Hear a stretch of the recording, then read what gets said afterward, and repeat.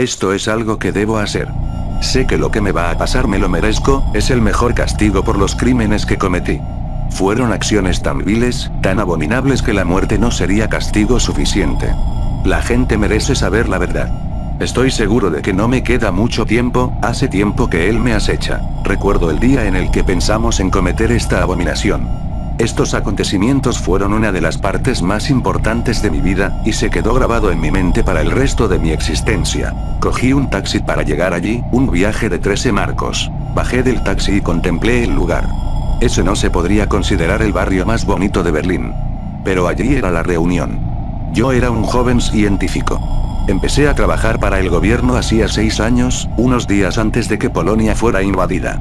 Yo tenía un laboratorio independiente, pero cuando recibí esta invitación no podría haberme negado.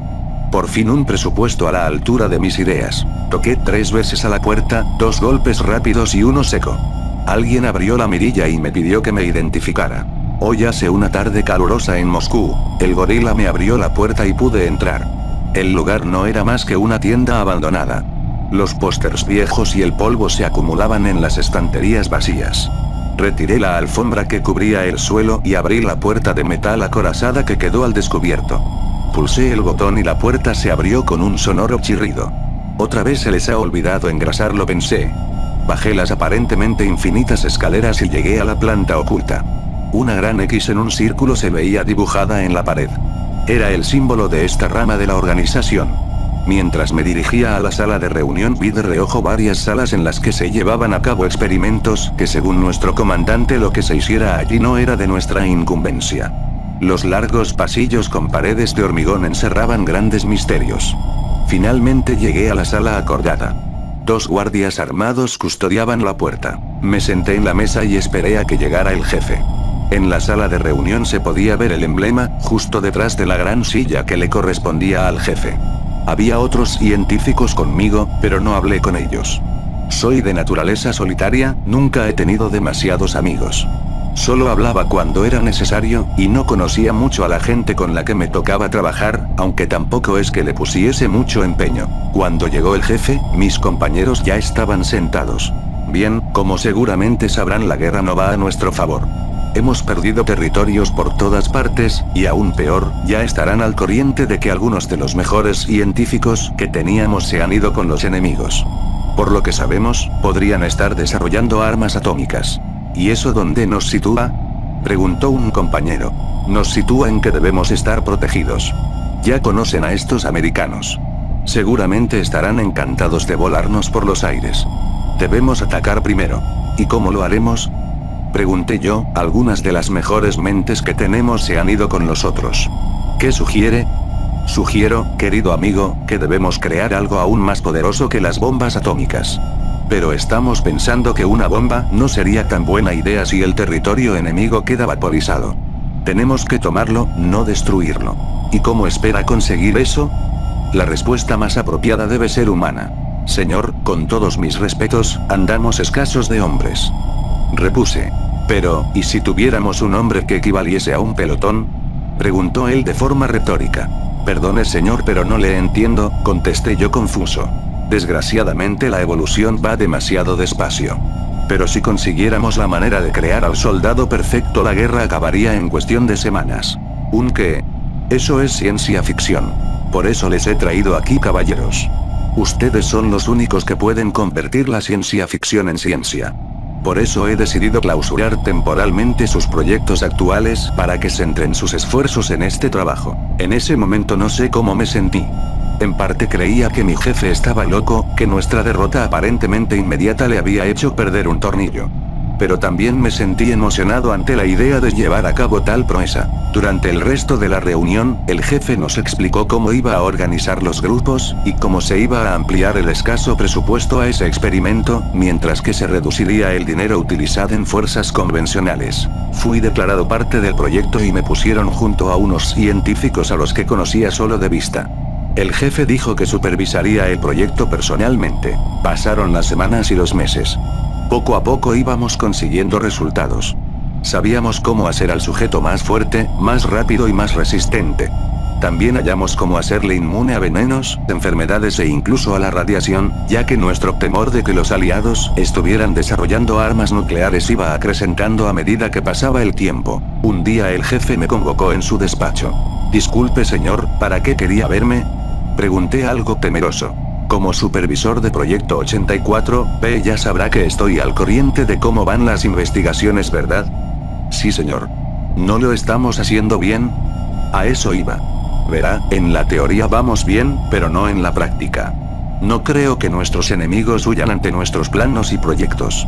Necesito un sujeto de pruebas real ya. Pero señor, dije con un tono temeroso, nadie se ha presentado voluntario para el proyecto. Y si no es voluntario, corremos el riesgo de que utilice sus habilidades para matarnos. Ese hombre me daba miedo. Había sido elegido a dedo por el mismísimo Hitler, y se rumoreaba que lo había elegido por sus antecedentes. Se decía que secuestraba personas y trataba de mejorarlas mediante crueles experimentos. Por eso sentí un nudo en el estómago en el momento en el que lanzó en aquella reunión la idea del supersoldado.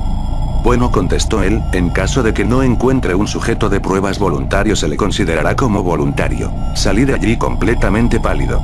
Hablé con mis compañeros y les expliqué que debía ausentarme debido a que tenía que encontrar a un sujeto. Busqué por todo Berlín, visité todas las tabernas, todos los campamentos, busqué entre todos los soldados. Nadie quería ayudarme. Les ofrecí dinero, trabajo, un lugar seguro para ellos y sus familias, pero desde el soldado más valiente hasta el mendigo más desesperado todos rechazaban mi propuesta. Un día me encontraba bebiendo en un bar, en uno de los peores barrios de la ciudad. Tenía un aspecto horrible. Llevaba días sin dormir, tenía ojeras y estaba muy pálido, no podría dormir hasta que encontrara un sujeto adecuado. No quería morir de forma lenta y dolorosa en un maldito experimento. Nunca he sido un hombre religioso, pero en aquel momento rezaba al borde del llanto sobre mi cerveza. Y Dios escuchó mis plegarias, al levantar la cabeza le vi. Llevaba un mono de soldado destrozado, y su cara no tenía mejor aspecto. No estaba borracho, pero la tristeza se reflejaba en sus ojos. Más que tristeza, agonía. Sostenía una cerveza en la mano, y no miraba a ningún sitio en concreto. Parecía llevar días sin afeitarse, e incluso donde yo estaba llegaba un poco la peste. A su espalda colgaba una mochila. Me acerqué a él e hicimos contacto visual. Él percibió mi agonía igual que yo lo había hecho. ¿Qué quiere?, preguntó. Su voz era bronca, y parecía que en cualquier momento se me iba a lanzar al cuello. Yo intenté sonar despreocupado, casi como casual, pero estoy seguro de que notó el tembleque de mi voz. Solo soy un inocente bebedor. Yo también, pero no tengo nada de inocente, dijo él en un tono depresivo. ¿Y eso por qué? ¿De verdad quiere saber mi historia? Asentí con la cabeza. Verá, yo solía ser soldado, aunque figuro que ya se lo imaginaba por mi uniforme. Vivía en una granjita cercana a un bosque lejos de aquí con mi mujer y mi hijo. Teníamos una vida humilde pero muy feliz. Solía pasear con mi mujer, íbamos al cine, y me encantaba pasar el tiempo con mi hijo. Pescábamos, dábamos paseos por el bosque, y le encantaba jugar en los parques. Todos los días le compraba unas chucherías, y nos íbamos al parque o de excursión. Se podría decir que nuestro sitio era el bosque. Sin embargo, tuvimos una mala cosecha y perdimos mucho dinero. Tenía que alimentar a mi familia, y yo no tenía estudios. No podía encontrar un buen trabajo, así que me uní al ejército. Yo no apoyo las ideas de Hitler, de hecho ni me gusta. Es un asesino, pero me tragué el orgullo y me hice otra de sus marionetas. No salí a combatir ni nada. No tuve la oportunidad. Hace 2 semanas me dieron la noticia. Recuerdo el día. El coronel nos informó acerca de algunos lugares que habían sido bombardeados. El color de mi piel cambió cuando oí que donde se ubicaba mi granja estaba en la lista. Algunos hablaron con el comandante y le suplicaron que les dejaran ir a sus casas para saber si sus familias estaban bien, pero se negó en redondo. Yo esperé hasta la noche para salir. Noqueé a un soldado y robé un coche. Tras casi un día de trayecto llegué a mi casa. Ya no estaba allí. Me quedé allí quieto, de pie, observando atónito que todo lo que quería había desaparecido en un momento. Se veían los cimientos y los restos carbonizados, pero nada más. Me acerqué corriendo. Fui al dormitorio de mi hijo, y no estaba. Fui al de mi mujer y tampoco estaba. Bajé al sótano, pero estaba vacío. Subí a mi cuarto y allí les vi. Eran 2 esqueletos carbonizados. Apenas eran reconocibles. Llevaban puestos unos pocos jirones quemados, todavía les quedaba algo de pelo y su piel negra dejaba ver los huesos. Su estado de descomposición era evidente. Me puse a llorar de rodillas. Estuve allí horas, hasta que se puso el sol. Cuando paré, me fijé en un detalle. Aunque estaba todo calcinado y apenas quedaba nada, encontré una fotografía. Era la del día de mi boda. En ella estaba mi mujer sonriente mientras yo le besaba en la mejilla. Ella llevaba un precioso vestido de boda, y yo tenía un traje negro, el cual había sido hecho a mano por mi anciana madre costurera. Una lágrima salió de mis ojos, resbaló por mis mejillas y cayó en la fotografía. Estando de rodillas, vi un destello debajo de la cama. Era un baúl de metal, y yo sabía de sobra qué contenía. Lo saqué y lo abrí. Era un milagro que estuviera entero. Mi traje negro de boda seguía ahí, intacto. Lo metí en la mochila que ahora ve y me fui lejos de ese lugar. Lo único que tenía allí eran recuerdos, y eso puedo llevarlo a donde sea. Cuando terminó de contarme su historia, me dejó en estado de shock. No sabía qué decir. Le puse una mano en el hombro y le dije lo mucho que lo sentía. Si no me suicidó, continuó, no es porque sea un cobarde, sino porque no quiero morir de forma inútil. Aunque supongo que la muerte es lo mejor que puedo esperar de la vida. ¿De veras? ¿Realmente no le importa morir? Él asintió.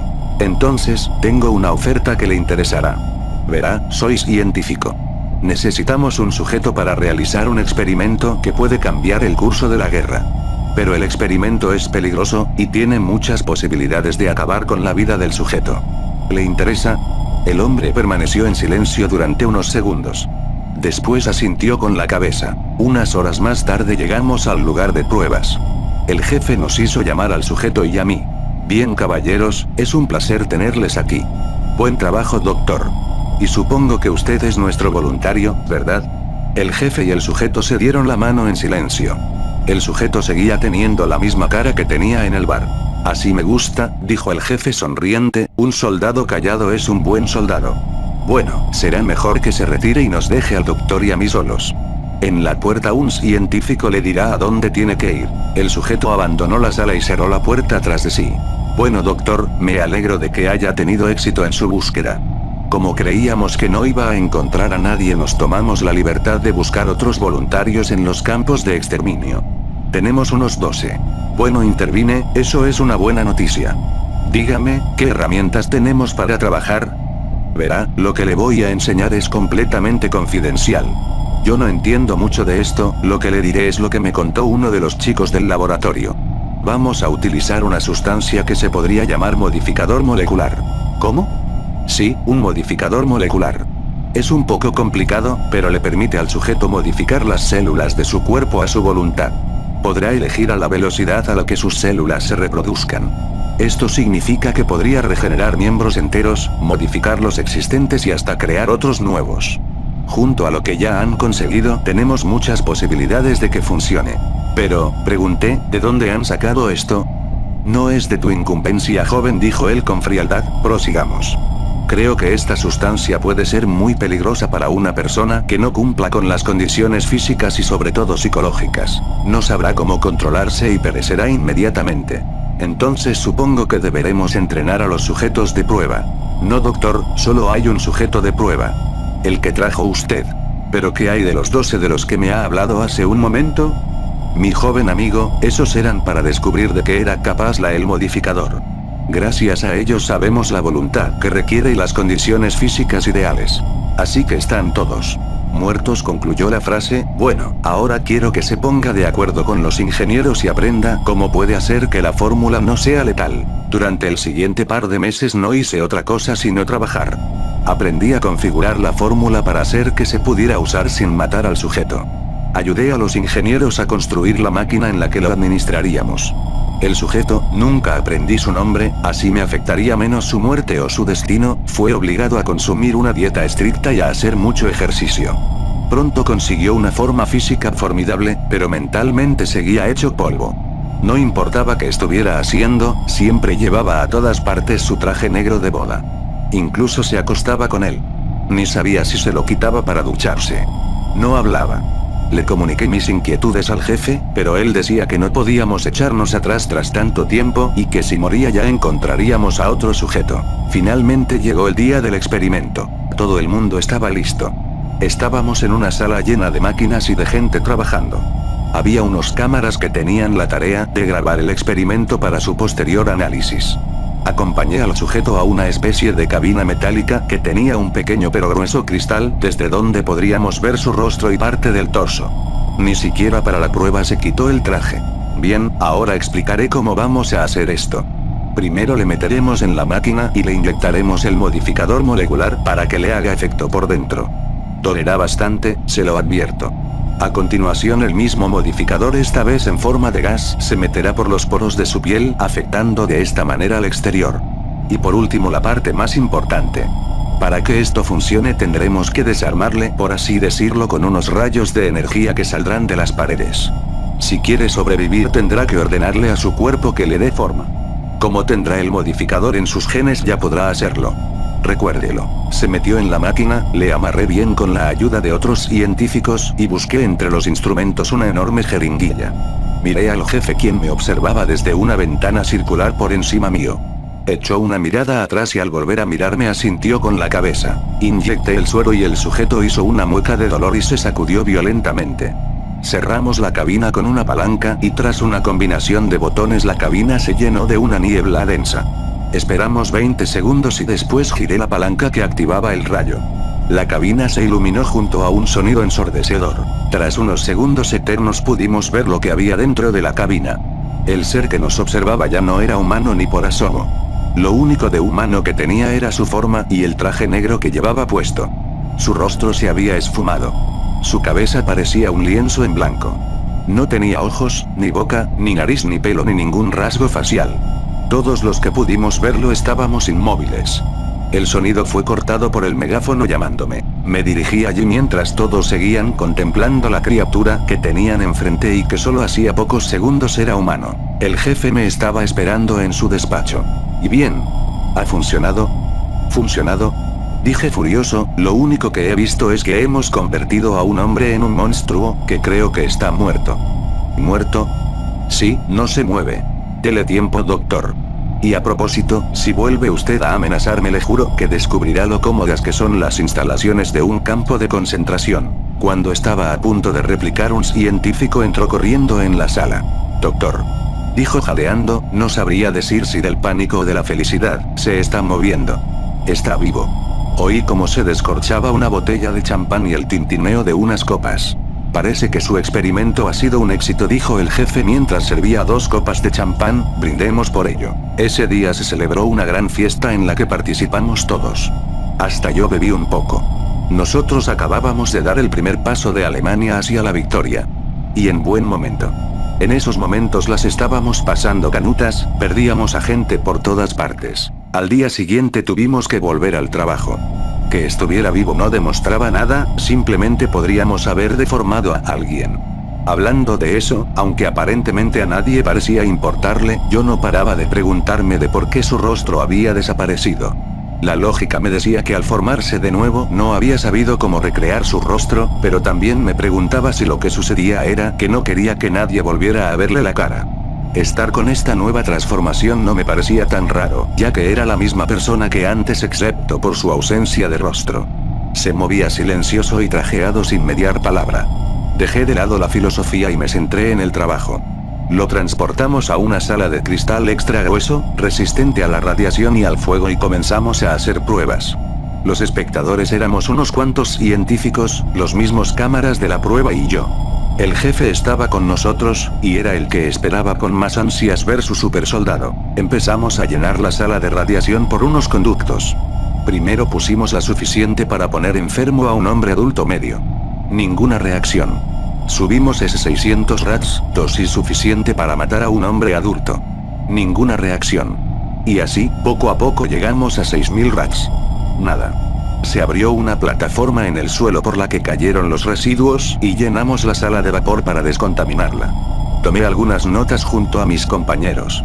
Luego le expusimos a varias enfermedades, pero nada, no se contagió. Tomamos más notas. Durante todas las pruebas el sujeto permaneció inmóvil, observándonos. Aunque eso era imposible. El cristal estaba diseñado de una manera que nos permitía verle a él pero no él a nosotros. Decidimos pasar al combate. Trajimos a una persona con una bolsa en la cabeza y la metimos en la sala. Se la quitó y al ver a la criatura empezó a gritar. Golpeó las paredes y trató de escapar, pero la criatura cada vez se le acercaba más y más. Lo que sucedió a continuación nos dejó helados. De su espalda salió un tentáculo que atravesó al hombre por el estómago. Después salió otro más y atravesó al hombre por el pecho, y con el esfuerzo con el que se parte una rama seca rompió al individuo por la mitad. Unos de los cámaras empezó a vomitar, mientras los demás observábamos cautivados y aterrados al mismo tiempo. El jefe, con una ligera sonrisa, dijo que este combate no había sido muy justo, por lo que dijo que teníamos que organizar una pelea más justa. En la sala entró un soldado con un cuchillo, y al ver al monstruo se lanzó sobre él. Le cortó un brazo y del muñón salió una sustancia negra parecida a sangre. El ser convirtió la mano que le quedaba en garras con las cuales se rajó la cara al soldado y después de un rápido movimiento le abrió el estómago y sacó sus órganos, dejando el suelo completamente empapado de sangre. Cuando acabó con el soldado, ante nuestros incrédulos ojos hizo que su brazo volviera a crecer. El jefe sonrió y dijo que deberíamos aumentar el nivel de la apuesta. En la sala entró un hombre armado con una pistola. El hombre, nada más verlo, le hundió 3 disparos en el pecho y le voló parte de la cabeza. A todos se nos encogió el estómago al ver al fruto de nuestro esfuerzo caer al suelo.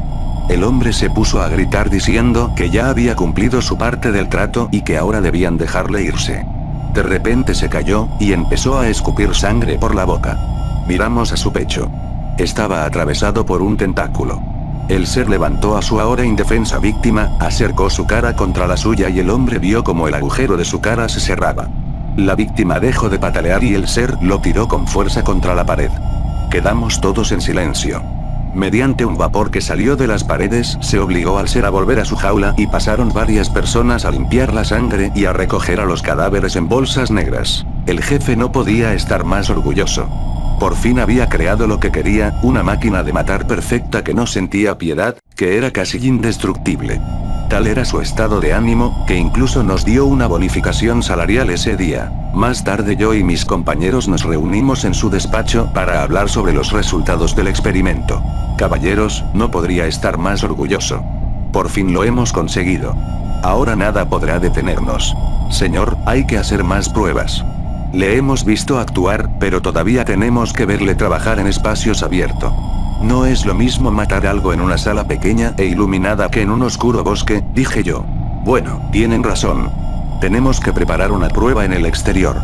Y a propósito, ¿cómo van a hacer que esa cosa entre o salga sin matar a nadie? Esa es una buena pregunta, intervino un científico. Por suerte, yo ya he pensado en ello. He diseñado este collar eléctrico. Por muy indestructible que sea, esto le producirá suficiente dolor como para noquearlo. Una descarga de esta preciosidad alargada 30 segundos es lo bastante potente como para matar a un hombre adulto. Ese tipo me ponía nervioso. Parecía disfrutar demasiado con su trabajo, mientras que yo todavía seguía reflexionando de dónde habían sacado a esos pobres hombres a los que la criatura había asesinado hacía solo unos minutos. Perfecto, dijo el jefe sonriente, me alegro ver a alguien que piensa en todo. ¿Y qué terreno vamos a usar?, pregunté yo. Un área perteneciente a un bosque.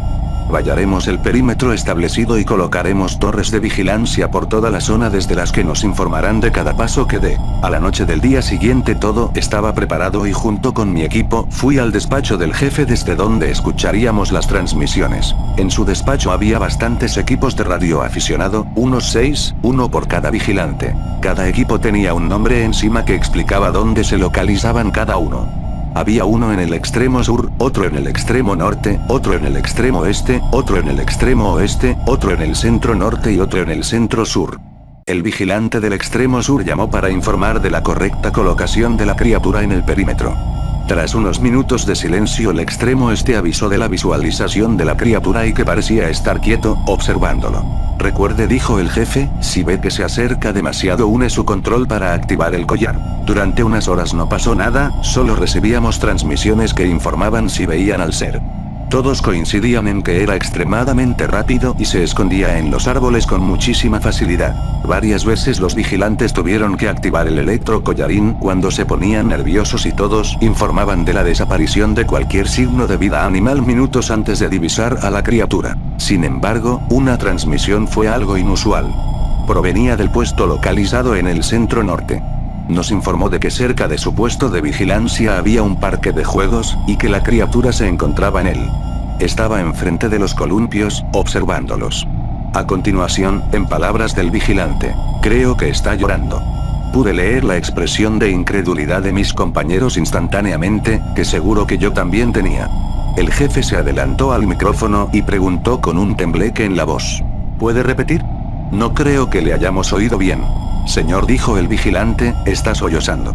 Está de rodillas con la cabeza baja y temblando. Yo comencé a pensar, a intentar encajar las piezas. Recordé nuestra primera conversación. Entonces lo comprendí. Estaba recordando a su hijo. En parte era humano. Aquella cosa, seguía pensando, era inteligente. No estábamos experimentando con un animal, sino con un hombre. Todo estaba mal. Acababa de darme cuenta de que era tan malvado como el jefe, tan vil y despreciable como ese cabrón. En ese momento solo quería irme, pero el jefe no me habría dejado. Estaba pensando en cómo salir de allí, cuando el vigilante comenzó a hablar. Señor, el ser se ha levantado y se dirige a un árbol. Creo que acaba de recoger una piedra del suelo, paré en seco. Todos guardamos silencio escuchando lo que estaba sucediendo. Está dibujando algo. Creo que es un círculo con una X dentro, parece nuestro emblema. Esa era la prueba definitiva de que era inteligente. Su celda tenía grabado el emblema en la puerta. Si podía recordar, podía pensar, y si podía pensar, usando sus habilidades sería capaz de matarnos a todos. Pero no hizo nada más. El vigilante informó de su desaparición. Más tarde, comenzamos a oír un ligero zumbido en el equipo que correspondía con el puesto localizado en el centro sur. El vigilante intentó hablar, pero las interferencias eran cada vez mayores. Finalmente su equipo se apagó. Todos estábamos confusos, pero no creíamos que fuera cosa del ser. Al fin y al cabo los vigilantes podían activar el collarín en caso de peligro. Pero luego se repitió lo mismo en el puesto sureste. Cada vez estábamos más asustados. El siguiente en caer fue el puesto noroeste. Informamos a los vigilantes de que pasaba algo y que debían estar alerta. Pero perdimos la señal del puesto noreste. Le dije al jefe que debíamos sacar a los hombres de allí, pero él no me hizo caso. Parecía que él se tomara esto como otra prueba. Con la desaparición del puesto noroeste, ya supe que había sido suficiente. Me acerqué a la radio y le dije al vigilante que debía salir de allí enseguida. Cuando me contestó empezó a oírse mal, y completamente histérico le dije que debía salir de allí, que el ser iba a por él. Oí como la radio caía al suelo antes de apagarse por completo. Me quedé inmóvil, incapaz de reaccionar. Me giré despacio y vi a mis compañeros igual que yo. Me dirigí al jefe y le comuniqué que había descubierto que el ser poseía una inteligencia humana y que debíamos eliminarlo cuanto antes. Cuando dije eso último estalló. Destruirlo. ¿Habla en serio? Fíjese en lo que hemos creado. Esta criatura es imparable, con él podemos hacer lo que sea. Me sorprendí a mí mismo cuando le levanté la voz. Si ni siquiera podemos evitar que mate a nuestros propios hombres, ¿cómo piensa hacer que le obedezca? Está descontrolado, y es peligroso. Ahórrese sus estúpidas quejas. Con 100 como él podríamos acabar con nuestros enemigos. No solo ganaremos la guerra, también dominaremos el mundo. Cuando dijo eso me convencí de que estaba loco. Estaba a punto de decírselo a la cara cuando uno de mis compañeros dijo: Señor, creo que deberíamos enviar a alguien a que lo encuentre. Si se escapa. Tiene razón, dijo el jefe, recuperando su impasibilidad habitual. Enviaré a unos cuantos hombres inmediatamente. En cuanto a usted, dijo dirigiéndose a mí, lo mejor será que se tome un descanso para reflexionar. Aunque si prefiere la alternativa. Sabía de sobra en qué consistía la alternativa, y no era perder mi trabajo. Se me concedió un retiro de una semana, la cual pasé sin salir de casa. Estaba convencido de que el ser había escapado, que me seguía y que estaba al acecho. En la soledad de mi hogar, tuve tiempo de plantearme cuestiones morales. Sabía que lo que estaba haciendo estaba mal, pero no lo dejaba por miedo. Por mi estúpido miedo. Antes de poder llegar a una conclusión, pasó el plazo y tuve que volver a ese lugar de mala muerte. Cuando volví al laboratorio pude comprobar para mi alivio que la criatura había sido recapturada. Estaba contenida de nuevo en su celda, según me dijeron. Sentía curiosidad acerca de cómo habían logrado recapturarlo, y uno de mis compañeros me puso al tanto de todo. Al parecer habían enviado un pelotón de 30 hombres, de los cuales solo regresaron 7, aunque con el ser. Según los supervivientes, el bosque estaba repleto de árboles marcados con nuestra insignia. Buscaron en los puestos de vigilancia en busca de los hombres, pero estaban completamente desiertos. No había rastro de los cadáveres. A medida que pasaba el tiempo, un miembro del pelotón parecía desvanecerse sin dejar más que su arma en el suelo. Los hombres divisaron al ser repetidas veces, y al mero contacto visual disparaban debido al pánico, pero una vez que se desvanecía el humo de las armas el ser había desaparecido. Finalmente, consiguieron divisarlo y activaron el collar en vez de disparar. A continuación, mientras el ser estaba tumbado en el suelo, le hundieron una ráfaga de tiros, incapacitándolo lo suficiente como para poder meterlo en una jaula especial y transportarlo en helicóptero a la base.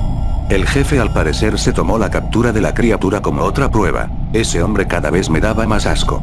Incluso aunque fueran sus propios hombres los que habían muerto, a él parecía no importarle. La verdad es que a veces fantaseaba con soltarlo con el monstruo para que experimentara lo que esas pobres personas habían vivido. Fui convocado por el jefe y tuve que ir a su despacho. Allí me recibió con una cara completamente seria. ¿Le ha servido ese retiro temporal para aclarar sus ideas? Sí, mentí, me ha venido bastante bien y creo que ya pienso con un poco más de claridad. Bien, me alegro de que nos entendamos. Ahora debes saber que ya estamos listos para usarlo. ¿Han aprendido a controlarlo? No, eso llevaría demasiado trabajo. Ahora hemos trazado el plan de soltarlo en las líneas enemigas y que siga su propia naturaleza. Ante su naturaleza, nuestros enemigos no sabrán cómo enfrentarse a él, y el miedo es el sentimiento más contagioso que existe. Pronto, podremos crear más como él. Cien como este garantizará nuestra victoria. Pero una vez que hayamos ganado, ¿cómo les venceremos? Por muy fuertes que sean, no podrán con un enemigo que les conoce. La ignorancia es su fortaleza, el conocimiento, su enemigo más mortal. ¿Para qué quería verme? Hizo bien con el primer sujeto. Quiero que encuentre más. Esa frase hizo que se me encogiera el estómago. No pensaba arruinar las vidas de tanta gente. Me niego, dije yo de forma rotunda. ¿Cómo? ¿Qué ha dicho? Me temblaban todos los huesos del cuerpo, pero estaba decidido. He dicho que no lo haré. Doctor, espero que esté bromeando. No bromeo, señor. He dicho que no pienso hacerlo. No ose dirigirse a mí de esa manera. Lo sabía que no era lo bastante fuerte para hacer esto. Aquí mucha gente carece de la voluntad necesaria.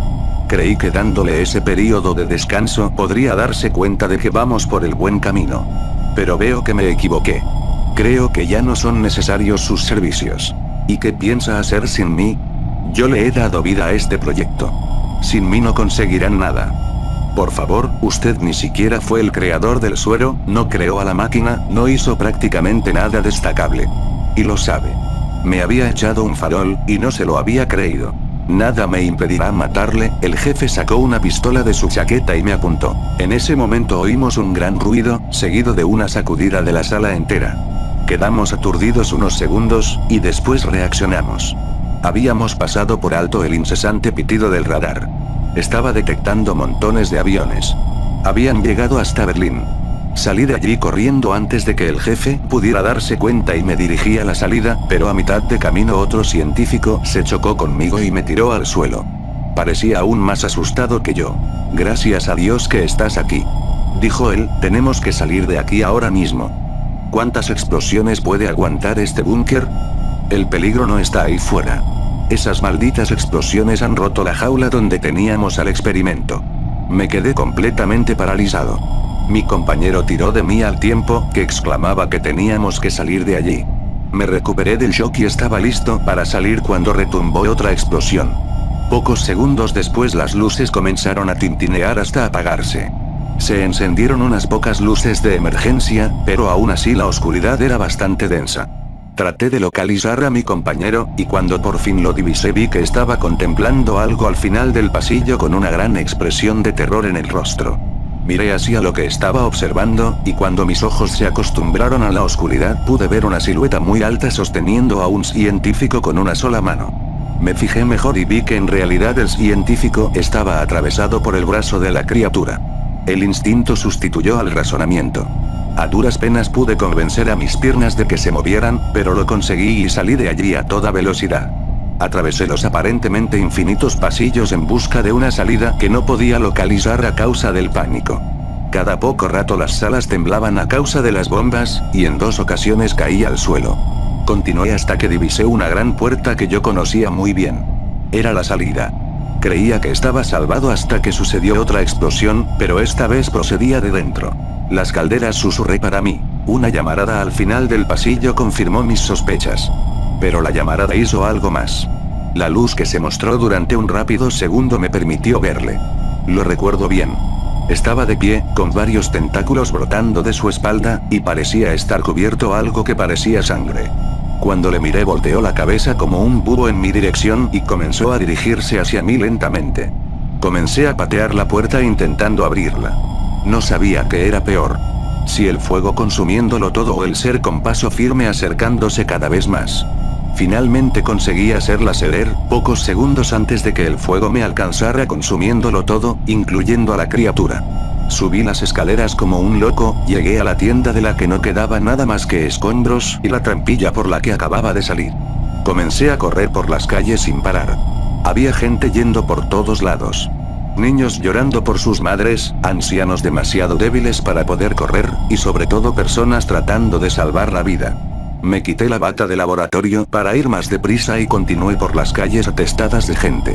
Había muchos soldados y tanques recorriendo las calles, y algunos valientes que intentaban hacerles frente. Pronto comenzaron los disparos. No sabía quién los efectuó, pero eso no era importante. Lo importante era que una de las balas atravesó el cristal de un coche matando al conductor. Ante esa oportunidad me dirigí con velocidad al vehículo, saqué el cadáver de dentro y lo usé para escapar, conduciendo a toda velocidad y llevándome por delante todo lo que no se quitara de en medio. Me arrepiento mucho de eso, pero en ese momento no podía pensar con claridad. Conseguí salir de la ciudad en medio del caos y conduje tanto como pude hasta que el depósito de gasolina quedó vacío. Años más tarde traté de olvidar lo ocurrido y salir adelante. Ayudé en las labores de reconstrucción y con el dinero que había ganado en aquel experimento pude comprar una bonita casa en un pueblo cercano a un bosque, encontré un buen trabajo de ingeniero. Me casé, tuve hijos, y ellos tuvieron nietos, los cuales venían a visitarnos todas las semanas. Había conseguido ser feliz, pero ese sentimiento se desvaneció una tarde. Estaba en el salón viendo la televisión, mientras mi nieta de 14 años usaba su ordenador. Me aburrí de los programas que estaban poniendo y fui en busca de un libro. Al pasar por detrás de mi nieta me picó la curiosidad y quise ver qué estaba haciendo. Mi nieta era muy aficionada a la lectura y le encantaban las historias de terror. Según el título de la historia, trataba sobre un ser llamado Slenderman. Sentí curiosidad y me puse a ojear lo que estaba viendo. Pero, al ver una de las fotos que acompañaban la historia se me paralizó el cuerpo, y me eché hacia atrás completamente aterrado. Era él. Era el ser. Estaba vivo. Abuelo, dijo mi nieta al ver mi cara de horror, ¿qué te pasa? ¿Estás bien? Afirmé con la cabeza. Cariño, ¿me dejas ver eso? Pregunté intentando sonar lo más natural posible. Claro, míralo si quieres, contestó ella un poco sorprendida. Leí la historia y me sorprendí aún más.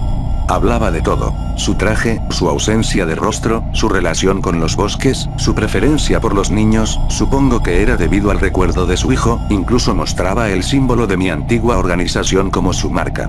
Me excusé y me fui a mi cuarto.